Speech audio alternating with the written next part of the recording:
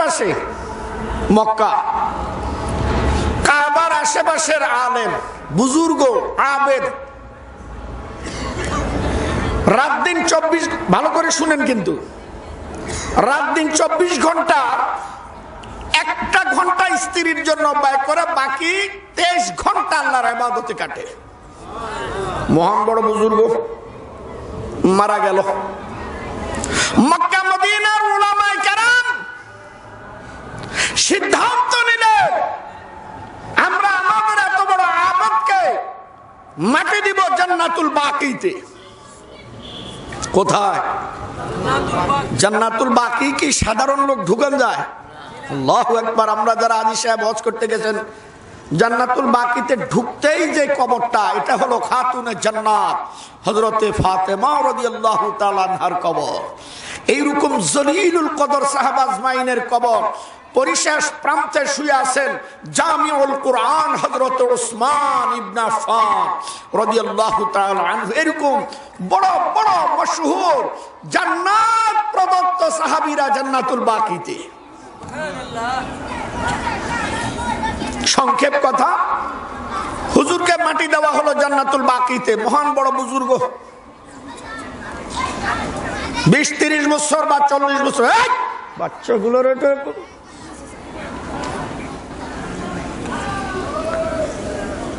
20-30 বছর পর কবর চালা দিল। হজের মৌসুমে কবর চালা বুঝুন তো, লাড়া দিছে, হাড্ডিগুলা বাঁশগুলা যেগুলা সেগুলা সরাই অন্যখানে রাখবে, এখানে নতুন মানুষ মাটি দিবে। এটা তো সংক্ষেপে বুঝেন। কবর চালা দিতে গিয়ে দেখে হুজুরের কবরে হুজুর নাই। ওখানে একটা কফিন পাওয়া গেছে, কফিনের ভিতর একটা মেয়ে পাওয়া গেছে, এটা খ্রিস্টান মেয়ে। সকলের চোখ বড় বড় হয়ে গেল, ছানা বড়া। মাটি দিলাম এখানে হুজুরকে, বড় আবেদ বুজুর্গ, আর পাওয়া গেল একটা খ্রিস্টান মেয়ে। খারাপ সংবাদ দৌড়ায় বেশি। কি বলেন? আপনি নাজিরের বাগ একটা অঘটন ঘটান, চুনকুটি আপনার যাওয়া লাগবে না, আপনার আগে খবর চলে গেছে। আপনি যাওয়ার আগে দেখবেন মানুষ আপনারে থুতু মারতেছে। কিছু কিছু লোক এই কাজে ব্যস্ত। মসজিদের মধ্যে ঢুকে সবার পরে, মসজিদে ঢুকে সবার পরে টুপি একটা মারে, এরকম তেড়া করে মারে আরেকজনের ধমক দেয়, টুপি সুদা কর। ওর টুপি যে তেড়া এটা দেখে না। আসলে টুপি তেড়া মেড়া সোজা না, উনি যে মসজিদে আসছে এটা জনগণকে জানাইলো আর কি। কথা বোঝেন নাই? আছে না নাই? এই ধরনের লোকগুলা সপ্তাহে একদিন আসে, সবার পরে আসে। হয়তো স্ত্রীর ধাওয়া খাইছে, না হলে ছেলে মেয়ের ধাওয়া খাইয়া মসজিদে উঠছে, নামাজ পড়ে মাত্র 2 রাকাত। এই লোকগুলা ইমাম মুয়াজ্জিনের পিছে সবচেয়ে বেশি বাজে। এটি কাউয়া, কথা কয় না কি? কাউয়া সাদা না কালো? কালো। কাক, কাউয়া আর বক দুইজনে 2 ডালে বসছে। কাকে ওয়াজ করতেছে বকেরে। বক সাদা না কালো? ও যতই সাদা হোক ওর পাও কিন্তু কালো। কাক ওয়াজ করে বকেরে, বক কালো কালো পাও নিয়ে কিভাবে থাকো? লজ্জা শরম থাকা চাই। আমার হইলে তো আমি কবি কচু গাছে ফাঁসি দিতাম। বক বলতেছে আল্লাহ শুকরিয়া, আল্লাহ দিছে, আমার করার কিছু নাই। কিছুক্ষণ পর বক মনে মনে চিন্তা করে যে হুজুর ওয়াজ করলো, হুজুর একটু দেখি। মাথাটা ঘুরাম দিয়ে হুজুরের দিক দেখে বলতেছে লা হাওলা ওয়ালা কুওয়াতা ইল্লা বিল্লাহ। মাথার তালু থেকে পায়ের তালু পর্যন্ত কালো, ওটা দেখে না। আমার পাও একটু কালো, এ জ্বালাও বাঁচে না। এই ধরনের কিছু লোক সমাজে আছে না? না। দোষে জর্জরিত, ঘুষে জর্জরিত, সুদে জর্জরিত, অন্যায় ব্যভিচার অত্যাচার নির্যাতন জুলুমে জর্জরিত। ওই গিয়া খুঁজে হুজুরের দোষ কোনটা, ইমামের দোষ খোঁজে, মুয়াজ্জিনের দোষ খোঁজে। এটা কাউয়া। এটা চিনা রাখেন, এটি কাউয়া ডাইরেক্ট। আমার মসজিদের মুসল্লি থাকলে বলেন, আমি এরকম কথাই আমার মসজিদে বলে থাকি ডাইরেক্ট। চাকরি থাকবো না না থাকবে এটা আমার দেখার দরকার নাই। কাউয়া মার্কা। আল্লাহ আমাদেরকে বুঝদার করেন। আপনি যে কাউয়াগিরিটা করলেন, রাত্রিবেলা যদি আপনি মরে যান, আপনার জানাজা কোন হুজুর পড়াইবে? কথা কয় না এ হুজুরে না? খুব চিন্তা করে চলেন, মৃত্যু কখন? হয়তো কিরে এরা পুরান মানুষ একটু জোরে কর, মৃত্যু কখন? তুমি তৈরি হবে কখন? তো কি করে তুমি আলেমের পিছে লাগলা? যদি এই আলেম তোমার জানাজার ইমামতি করে, তুমি যে ধরনের বাঁশ দিছ, হুজুরও কিন্তু বাঁশ মার্কা দোয়া জানে। যে ধরনের আচরণ করছো, এই ধরনের দোয়া হুজুরও জানে। কথা কয় না। আল্লাহ বুঝদান করেন। তাহলে হুজুরের কবরে পাওয়া গেল ফ্রান্সের খ্রিস্টান মেয়ে। আল্লাহ তার কোরআনের ইজ্জত বাড়াবে। তাই ওই বছর অল ফ্রান্স থেকে মাত্র একজন মুসলমান হজ করতে গেছে। ভাই, মেয়েটা ফ্রান্সের, কি করে বুঝলেন? আমিও তো ফ্রান্সের। বলে হ্যাঁ, আপনার চেহারা মিল আছে। আমার আল্লাহ প্রত্যেক দেশের মানুষের চেহারা এক এক দেশের এক এক রকম করেছে। বাঙালি একরকম, হিন্দুস্তান ইন্ডিয়া একরকম, পাকিস্তান একরকম, ওই যে আমগো দেশে এসে আস্তানা গাড়ছে রোহিঙ্গা, ওরা আরেক রকম। ও চেহারা সাক্ষী দিতেছে ওটা ফ্রান্স। কত খ্রিস্টান যে কি করে অনুমান করলাম? সেই কালে শতকরা ৯৮% ফ্রান্সে খ্রিস্টান, 2% মুসলমান। নৌসরফের কায়দা আছে, অধিকাংশ যেদিক রায়টা ওই দিক, ঠিক না? ঠিক। আলাকসার হুকমে কায়দা অনুযায়ী আমরা ফতুয়া দিছি, এটা খ্রিস্টান, এটা খ্রিস্টান। আমিও ফ্রান্সের, মেয়েটা কি একটু দেখাইতে পারবেন? চলেন। হাজী সাহেব জান্নাতুল বাকিতে গেল, কফিনটা সরানো হলো। ২০-২৫ বছর আগের কবরটা, লাশটার দিকে তাকিয়ে দেখতেছে তরুতাজা মেয়েটি যেন চাইয়া রয়েছে। হাজী সাহেব দেখা মাত্র আল্লাহু আকবার বলে উপরের দিক থেকে জমিনে পড়ে, জমিনে চাপড়াইতেছে আর বলতেছে আল্লাহর কসম, কুরআনওয়ালার কসম, সাহেবে কুরআনের কসম, হে উলামায়ে কেরাম, এই মেয়েটিকে আমি যে পরিমাণের চিনি আর জানি, ওর বাপ মাও জানে না। এই মেয়েটি একজন খাঁটি মুসলমান, কুরআনের পাগল। কি করে জানেন? বলে এর রহস্য উদ্ঘাটন করতে হলে তোমাদিগকে মক্কা মদিনার উলামায়ে কেরাম, মুদির, পুলিশ বাহিনী সহকারে আমার সাথে ফ্রান্সে যেতে হবে। তার বাপ এখনো জীবিত, আর মা নাই, আদার্স কোনো ভাই বোনও নাই, একমাত্র মেয়ে। আর বাপ খ্রিস্টান পাদ্রী, বহুত বড় ক্ষমতাধর, ক্ষমতাশীল, প্রভাবশালী, অর্থওয়ালা শিল্পপতি। একটাই মাত্র মেয়ে, ওর বাপ বেঁচে আছে। রহস্য খোলার জন্য আমার সাথে তোমরা চলো। আমরা মক্কা মদিনার উলামায়ে কেরাম মুহূর্তের মধ্যে মক্কা মদিনা থেকে ফ্রান্সের উদ্দেশ্যে রওনা। সংক্ষিপ্ত কথা হলো, এসে হাজির। পাদ্রী এত আলেম ওলামা দেখে শ্রদ্ধার নজরে ভাষণ দিয়ে বললেন, আমি কাউকে চিনি না, তোমরা কারা? কিন্তু ফ্রান্সের যে হাজী সাহেব, সে লক্ষ্য করে বলল, মালিক আমাকেও কে চিনেন না? মালিক কেন বলল একটু পরে বুঝবেন। পাদ্রী বলল, হ্যাঁ তোমাকে চিনি, তুমি তো আমার বাড়িতে 24 বছর চাকর ছিলা। এজন্য মালিক বলছে, 2টি যুগ আমার বাড়িতে তুমি কাটিয়ে দিয়েছো। মালিক আমি এখনো আপনাকে ওই মাতাহাতে, ওই শুরুতে এখনো আপনাকে মালিকই জানি, তবে আপনি আমার দুনিয়ার মালিক। আমার আসল মালিকের নাম হলো মালিকুল মুলক, সেই আল্লাহ। বলে এটা আমি তোমার আমার বাড়িতে চাকররত অবস্থাও টের পেয়েছি। তুমি দিনের বেলা আমার গোলামি করতে, রাত্রিবেলায় তুমি তোমার আসল মালিকের গোলামি করতে, এটা মাঝে মাঝে আমিও অনুভব করেছি। মালিক এরা মক্কা মদিনার বড় আলেম, প্রশাসন বাহিনী, এরা এসেছে আপনার কাছে একটি ওজর আপত্তি নিয়ে। সেটা কি?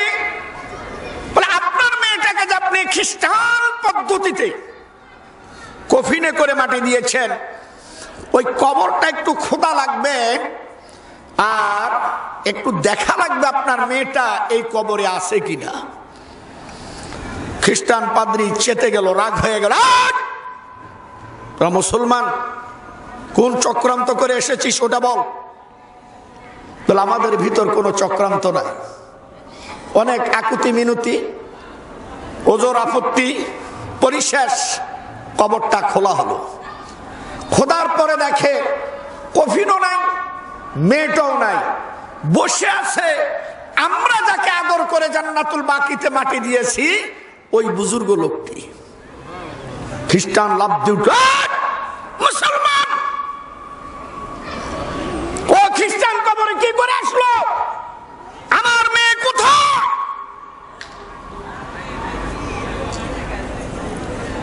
ফ্রান্সের হাজী সাহেব মুসলমান বলল, মালিক আপনার মেয়ে আরামে ঘুমাইতেছে জান্নাতুল বাকিতে।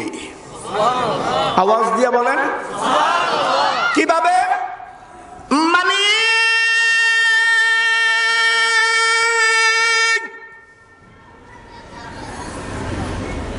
আমি যখন আপনার বাড়ির চাকর ছিলাম, আপনার গোলামি করেছি, সবচেয়ে বড় গোলামি করতাম আমি আমার আল্লাহর। যত রাত্র গভীর হতো আমি আমার আল্লাহর কোরআন, আল্লাহর বাণী, ওই কোরআন তেলাওয়াত না করলে আমার ঘুম আসতো না রে মালিক।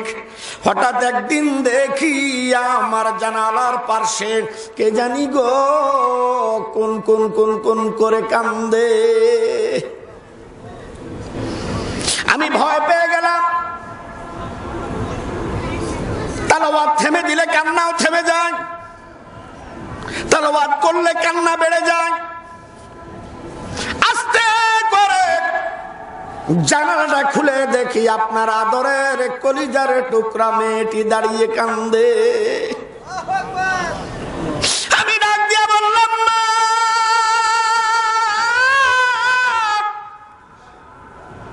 মুসলমানের কোরআনের মধ্যে এমন কি মজা তুমি পেয়েছো যে তোমার চোখের মধ্যে পানি?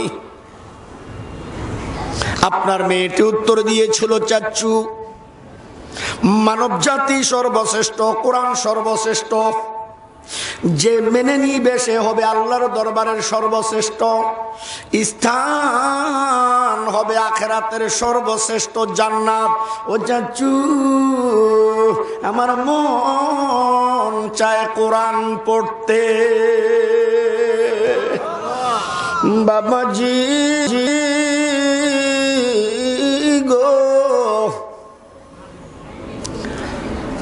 ফ্রান্সের হাজী সাহেব বললেন, মালিক আমি ভয় পেয়ে গেলাম, কারণ ওটা আপনার মেয়ে।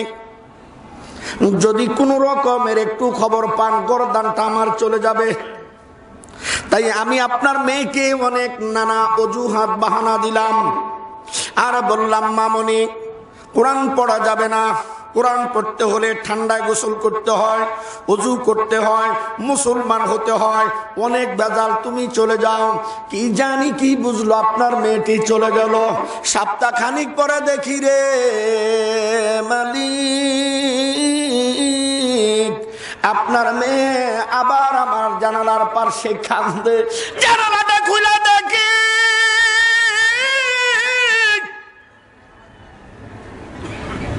আপনার মেয়ের চোখ দিয়ে পানি টপ টপ করে পড়ে। আল্লাহু আকবার বলেন। আমি বললাম, না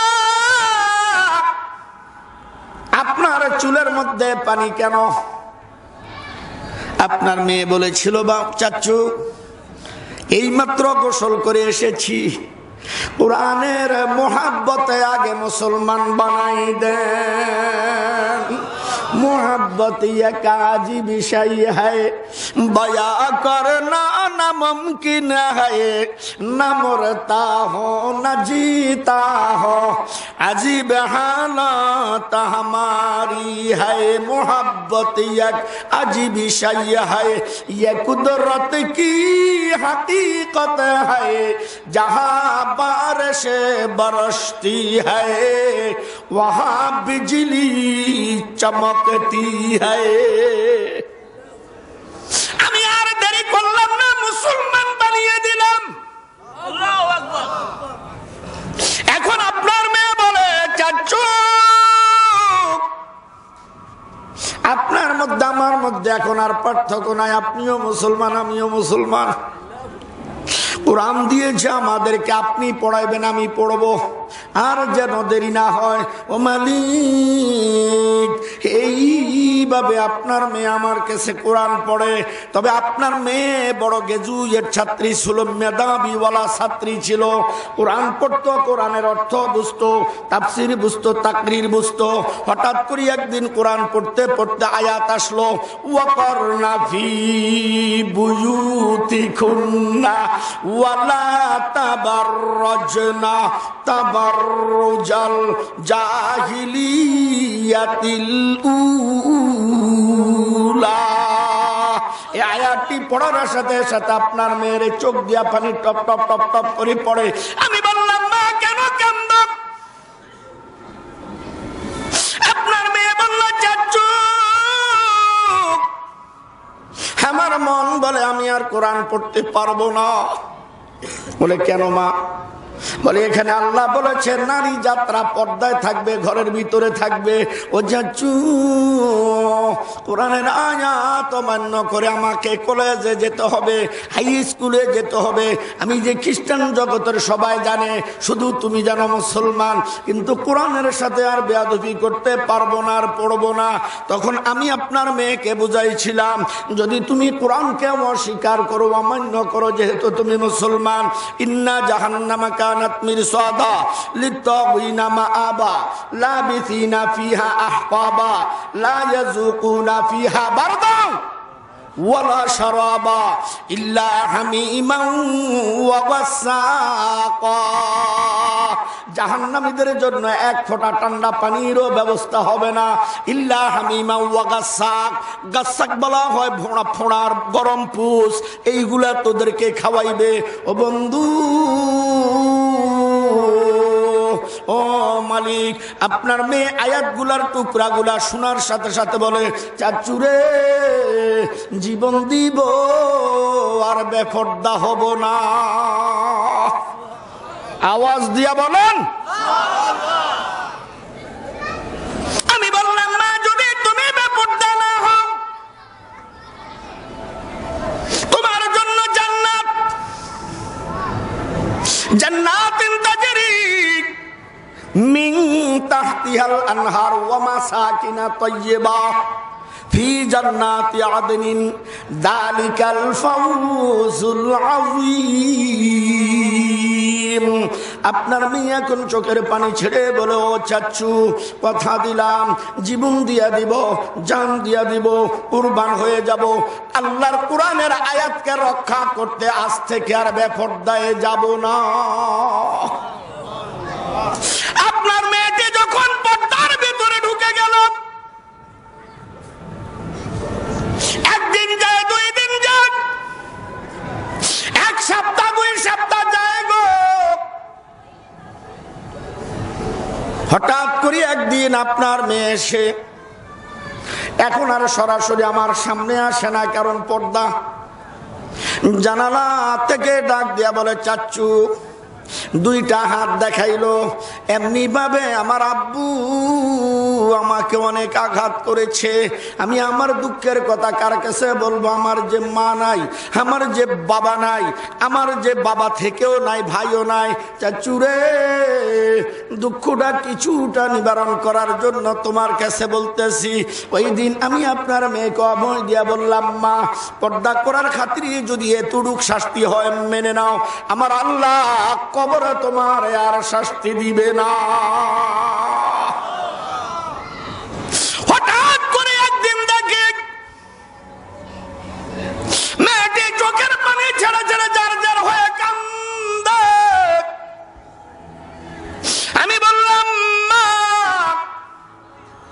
এইভাবে তুমি কাঁদতেছো কেন, কি হয়েছে?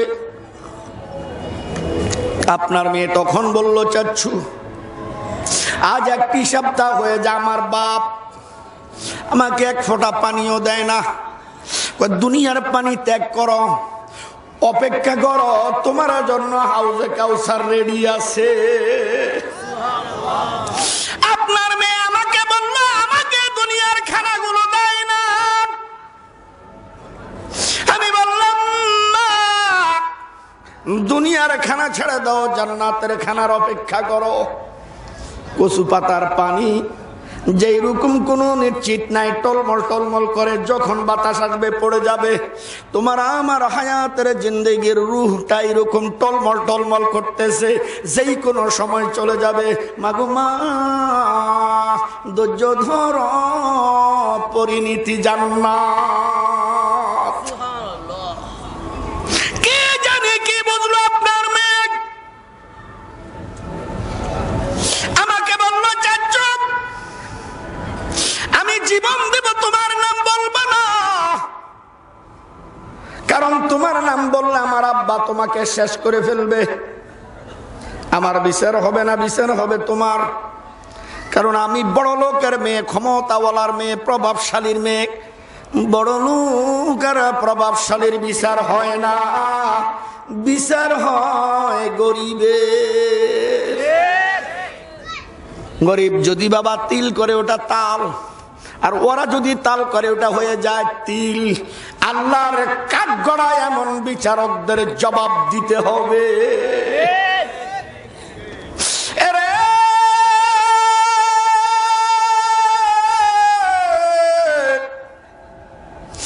বন্ধু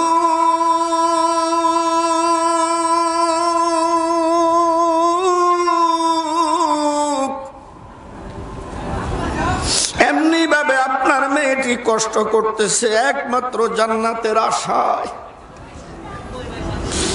হঠাৎ করে একদিন আমাকে ডাক দিয়ে বলে, চাচ্চু আমার মন বলে আমি জান্নাতি। আমি বললাম, মা তুমি কি করি নিজকে জান্নাতি মনে করলাম? বলে, আমি যখন ঘুমাইতে যাই কে জানি আমারে হাত ছানি দিয়ে ডাকে আর বলে, আমি তোর মা হাওয়া। কে জানি হাত ছানিয়ে দিয়া ডাক দিয়া বলে, আমি তোর মা মরিয়ম। কে জানি আমারে হাত ছানি ডাক দিয়া বলে, আমি তোর মা আসিয়া। আয় চলে আয়, চলে আয়। আমার মন বলে ওই পূর্ব মনীষী মহিলাগুলো যেইখানে, আমার স্থানটাও হবে ওইখানে। দুনিয়ায় একটু কষ্ট করে নিলাম চাচু, দুনিয়ার ক্ষণিকের কষ্ট করে নি, দুনিয়ার কষ্টর ফলাফল হবে বাবা জান্নাত। ঠিক না বে? ঠিক, অসুবিধা হইতেছে নি? একটা উদাহরণ না চলে যাইতেছেন নি? ওই দুইটা উঠছে, ওই দুটা যায় কই দেখছেন নি? দৌড়টা দিছে কি, যা ঘুমা গা, ঘুমা বাবা ঘুমা। ঘুম আর মরণ বাই বাই, কথা কয় না। ঘুম আর মরণ বাই বাই, একটা আরেকটারে ছাড়ে না।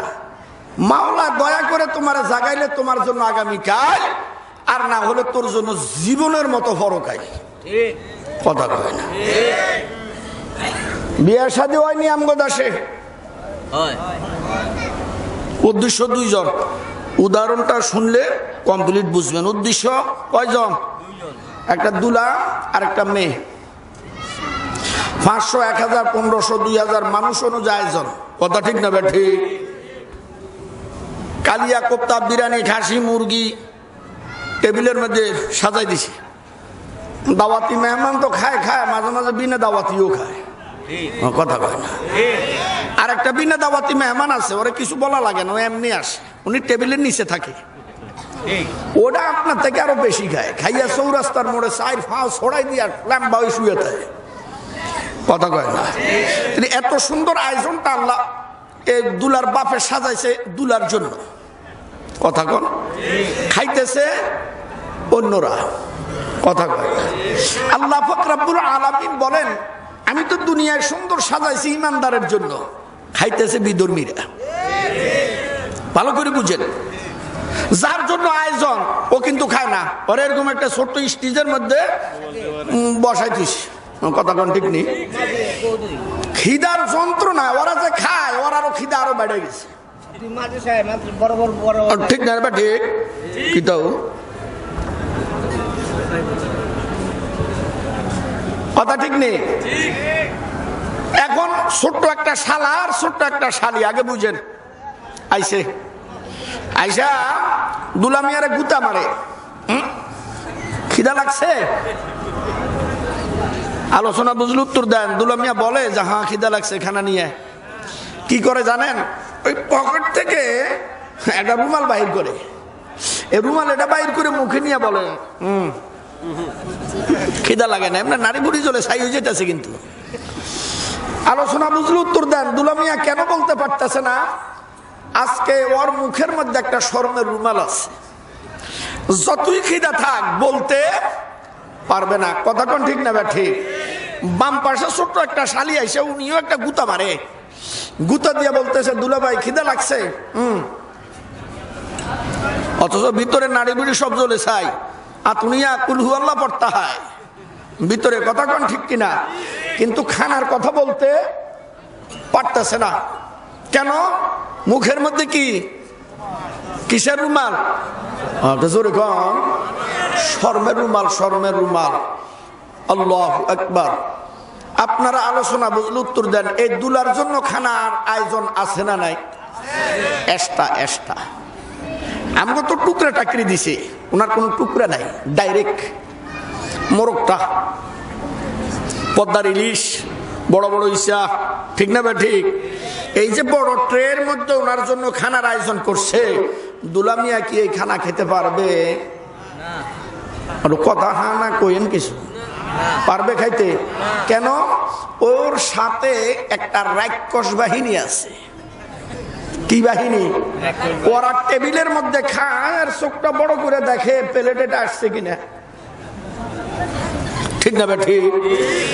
এই যেমনি প্লেটে আসছে, সামনের প্লেটের খানা থুইয়া চিলের মতো ছু মেরে দৌড়ে আসে সব প্রথম থালায় মোরগটা। ওরা ওরা ভাগ বন্টন করে মোরগের হাড্ডি সব সাবাই খাইয়া ফেলাইছে। দুলা মিয়ার নসিবে একটা আঁশ পর্যন্ত জোটে নাই। জুটছে কি? টিটকারি, মস্কারি, ত্রিশকারি। ওরা খাইয়া হাতের মধ্যে যে ঝোল লাগছে, এটা দুলার মুখের মধ্যে আমরা লাগাই দিয়ে কথা তুই একটু খা। দুলা এখন জিবলা দিয়া মজার খানাটা তোরা খাইলি আর আমার হাত দিয়া ঝোল খাওয়াইলি, খা, খাইতে থাক, আনন্দ কর, নাচ, উঠি মার, কোনো সমস্যা নাই। আমি একটু কষ্ট করতেছি কারণ তোদের উদ্দেশ্য আজকে নাচানাচি, কুদাকুদি, ফালাফালি, আনন্দ ফুর্তি, টিস্কারি, মস্কারি, যা। আমার উদ্দেশ্য কিন্তু এটা না। আমি আজকে কিছু কষ্ট করব, একটু পরে একটা ঘরে যাব, একজনের লগে দেখা করব, সাক্ষাৎ হবে। আল্লাহর কসম দিয়ে বলতে পারি, তোরা যারা আমার মস্কারি টিটকারি করলি, করাইলি, একজনও আমার সাথে ওখানে ঢুকতে পারবি না। কথা কি বুঝে আসতেছে? কমপ্লিট। বাস, এখন তো বিয়ে শাদী হয়ে গেছে। বাড়িওয়ালা ডাক দিছে, চলেন ভিতরে। আলোচনা বুঝলে উত্তর দেন। ওই যে রাক্ষস বাহিনী, এগুলো পিছে পিছে যায়। বাড়িওয়ালা বলতেছে কই যা? ও আমার চাচা তো ভাই, দুলার পরিচয় দেয়। আমার খালা তো ভাই, ওটা আমার ফুফা তো ভাই, আমার কলেজের ভাই, আরেকটা লাভ দিউটা আমার আপন ভাই। আপনারা ফতুয়া দেন, এত ভাইয়ের পরিচয় দিয়ে কি দুলার সাথে ভিতরে যেতে পারবে? জোরে কন। আমি চর্ম নাই, আমি তাবলিগ, আমি ফুরফুরা, আমি সরসিনা, আমি ৮রশি, ১০রশি, ১৫রশি, চন্দ্রফুরি, ডাইলফুরি, বেগুনফুরি, সুরেশ্বরী, বদরফুরি, হাজারবাগি, রাজারবাগি, দেওয়ানবাগি, কুত্তাবাগি, বিলাইবাগি। খোদার কসম, কোন পরিচয় জান্নাতে ঢুকতে পারবি না। দুলার মতো মুখে রুমাল লাগা, কোরআন হাদিসের, এমনি আল্লাহ ডাক দিয়া তোরে জান্নাত দিয়া দিবে। বাড়িওয়ালা ডাকতেছে মানে কি? বাড়িওয়ালা ডাকতেছে মানে কি, সালামুন কওলাম মির রাব্বির রহিম। আসেন আসেন, এরা যাইতেছে না, চাচা তো খালা তো ওয়ালারা, বাড়িওয়ালা কই যাস? এ ধমক এটা বাড়িওয়ালা দেয় নাই, এটা জান্নাতের থেকে ধমক একটা আছে। ওয়ামতাজুল ইয়াউমা আইয়ুহাল মুজরিমুন। বাড়িওয়ালা যেরকম বলে, তোর মা বাপ তোর আদব কায়দা শিখাই নাই, একটা ধাক্কা দিয়ে গাতার মধ্যে ফালাই দেবো। আমার আল্লাহ বলে, বেয়াদুফি করছিলি আলেম ওলামার সাথে, ফিডাইছিলি টঙ্গী ময়দানে নিয়া। কথা হয় না, কই নিয়ে ফিডাইছিলি? তোর একটু হিতাহিত জ্ঞান হয় নাই। এই আলেমগুলার গায়ে হাত উঠাইলি, তলে মেলেমের গায়ে হাত উঠাইলি, যারা তাহাজ্জুদের মধ্যে ফোড়া দেশ ও জাতির জন্য কানলো, তাদেরকে মারলি। আর দিনের বুঝ আমাদেরকে তোরা বুঝাইতেছ, খোদার কসম এটা কোনো তাবলীগের হইতে পারে না, এটা ইহুদি খ্রিস্টানদের মারাত্মক ষড়যন্ত্রের দালালি। আলেম দেখতে পারে না, কিতে পারো? পর্দার ভিতরে ঢুকিয়া জান্নাতের সুসংবাদটা পাইল। ও মালিক, আমার মন শুধু আপনার মেয়ের দিকে নজরধারী, কখন জানি বিদায় নিয়ে যায়, যেহেতু খবর এসে গেছে। মালিক রে, কোরআনের মহব্বতে আপনার মেয়ে নির্যাতিত, নিপীড়িত, অবহেলিত, বঞ্চিত আপনি নিজে দিয়েছিলেন। যেই দিন আপনার মেয়েটা দুনিয়া থেকে বিদায় নিয়ে গেল রে মালিক, সবচেয়ে বেশি আমি গোপনে গোপনে কেঁদেছি।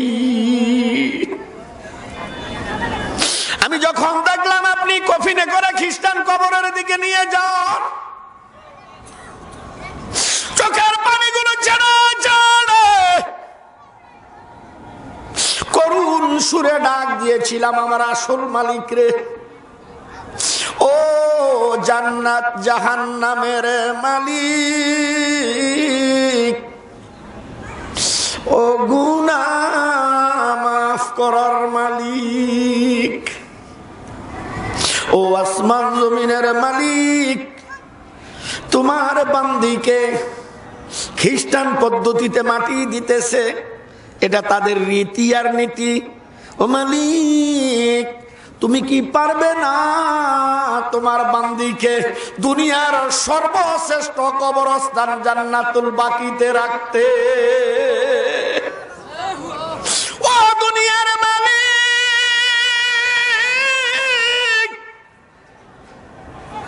বড় আশা ছিল বুকের ভিতরে,